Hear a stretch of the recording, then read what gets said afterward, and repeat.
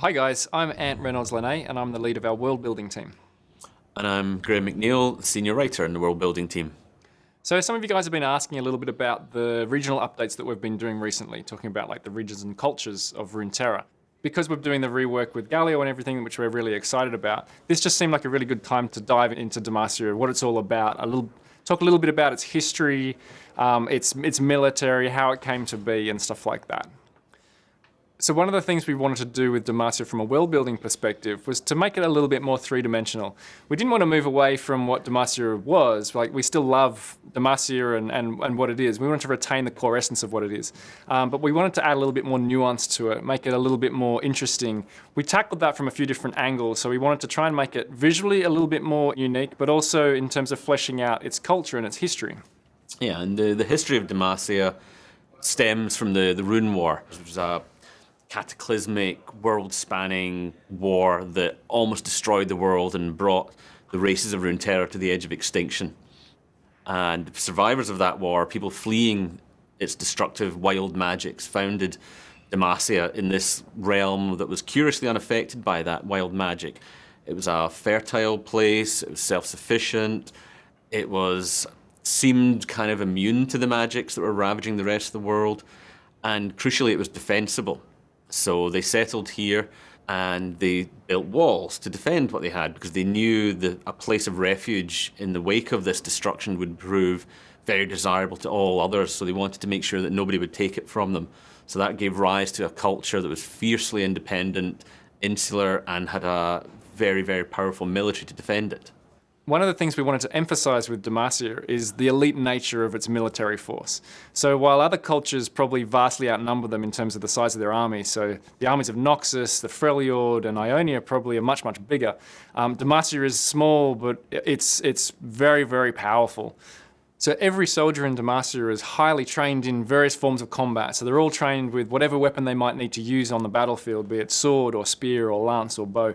Every soldier is also trained in every battlefield role. So any soldier could fulfill the role of like a scout or an outrider or a frontline fighter whenever they need to do that. They're also incredibly disciplined. They're like the most cohesive, unified military force we can see in Runterre. Very, very well organized, very good command structure. It's the kind of army that these guys have probably won dozens and dozens of battles in the past against like much, much bigger forces. So even outnumbered, they usually come out on top. They probably have the best armor and best weapons of any military in Runterre. And a big part of that comes down to what it's made from, Demasian steel. The idea with Demasian steel is that this is the strongest, most superior and lightest steel that you can find.